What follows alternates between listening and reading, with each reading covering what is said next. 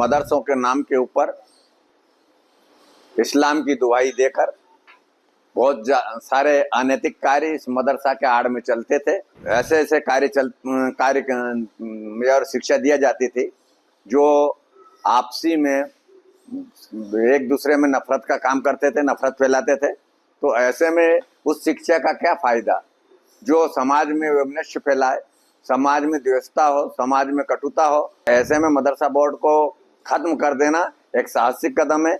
मैं धामी सरकार को और धामी जी को इसके लिए साधुवाद देता हूँ, धन्यवाद देता हूँ। मदरसों के द्वारा जो जिहादी पैदा किए जाते थे, मदरसों के द्वारा राष्ट्रद्रोही जो पैदा किए जाते थे, और वह राष्ट्रद्रोही कम से कम उत्तराखंड में पैदा नहीं होंगे। वह सब शिक्षा उत्तराखंड सरकार के नियंत्रण में रहेगी, मनमर्जी से नहीं चलने वाली। वास्तव में पूरे देश को इससे शिक्षा लेनी चाहिए, प्रेरणा लेनी चाहिए। पूरे देश के सभी मदरसा बोर्डों को, सरकारों को तत्काल भंग कर देना चाहिए। यह काम यूसीसी लागू करके पहले ही किया था मुख्यमंत्री जी ने। मुख्यमंत्री ने दूसरा कदम उठा करके बहुत सराहनीय काम किया है। धामी सरकार का ये ऐतिहासिक फैसला है जो मदरसा बोर्ड को खत्म किया है, क्योंकि मदरसों के नाम के ऊपर इस्लाम की दुहाई देकर बहुत सारे अनैतिक कार्य इस मदरसा के आड़ में चलते थे और उन ऐसे ऐसे कार्य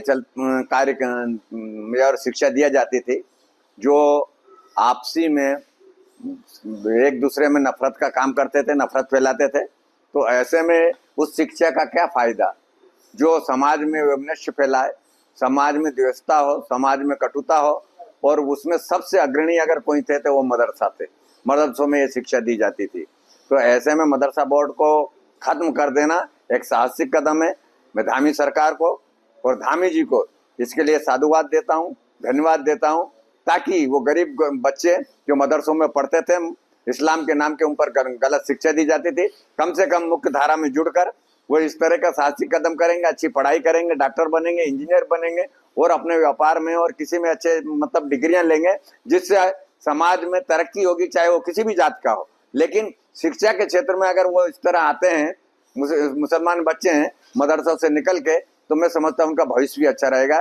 तो धामी सरकार ने जो फैसला किया है ये सर्वजन के हिताय के लिए किया है, सबको एक समान शिक्षा देने के लिए किया है, सबको रोजी रोटी समान रूप से मिले उसके लिए किया है, ना कि आतंकी शिक्षा मदरसों से प्राप्त हो। उत्तराखंड का मदरसा बोर्ड भंग करके उत्तराखंड के मुख्यमंत्री श्री पुष्कर सिंह धामी ने बहुत साहसिक कदम किया है और वास्तव में पूरे देश को प्रेरणा स्रोत का काम किया है कि प्रदेश में अन्य प्रकार की शिक्षा नहीं होंगी। मदरसों के द्वारा जो जिहादी पैदा किए जाते थे, मदरसों के द्वारा राष्ट्रद्रोही जो पैदा किए जाते थे, और वह राष्ट्रद्रोही कम से कम उत्तराखंड में पैदा नहीं होंगे। और अगर वास्तव में जो शिक्षा प्राप्त करना चाहते हैं वो उत्तराखंड बहुत से लोग शिक्षा प्राप्त करेंगे। ये वास्तव में उन्होंने उत्तम कदम उठाया है और उन्होंने साथ साथ में अल्पसंख्यकों के जीवन के विस्तार के लिए भी उन्होंने शिक्षा बोर्ड बनाया है। लेकिन वह सब शिक्षा उत्तराखंड सरकार के नियंत्रण में रहेगी, मनमर्जी से नहीं चलने वाली। वास्तव में पूरे देश को इससे शिक्षा लेनी चाहिए, प्रेरणा लेनी चाहिए और पूरे देश के सभी मदरसा बोर्डों को, सरकारों को तत्काल भंग कर देना चाहिए। यह काम यूसीसी लागू करके पहले ही किया था मुख्यमंत्री जी ने। मुख्यमंत्री ने दूसरा कदम उठा करके बहुत सराहनीय काम किया है।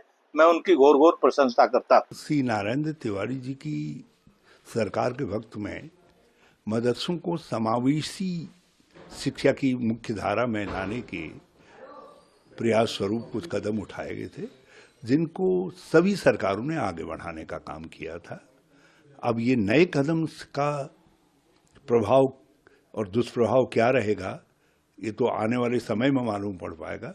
लेकिन मुझे इस बात की चिंता है कि इससे जो मदरसा एजुकेशन में आधुनिकता का समावेश हो रहा था, कहीं वो गति रुक न जाए, वो गति प्रभावित तो हो जाए। क्योंकि मदरसों में जब से समावेशी शिक्षा का ही परिणाम था कि विभिन्न जाति धर्मों के लोग भी अब मदरसों के अंदर शिक्षा लेने लग गए थे और राज्य के ऊपर बोझ भी कम हो रहा था, आर्थिक बोझ भी कम हो रहा था। लेकिन सरकार ने जो निर्णय लिया है उसका क्या अर्थ रहेगा, क्योंकि धार्मिक शिक्षा देने से आप रोक नहीं सकते। समाज में जितना अलग थलग आप किसी समाज को करेंगे उतनी ही कट्टरता बढ़ेगी और उतना ही तनाव बढ़ेगा और उतना ही सामाजिक विद्वेष बढ़ेगा। तो ये कदम का क्या प्रभाव रहेगा ये समझा जा सकता, लेकिन ये मेरी आशंका है।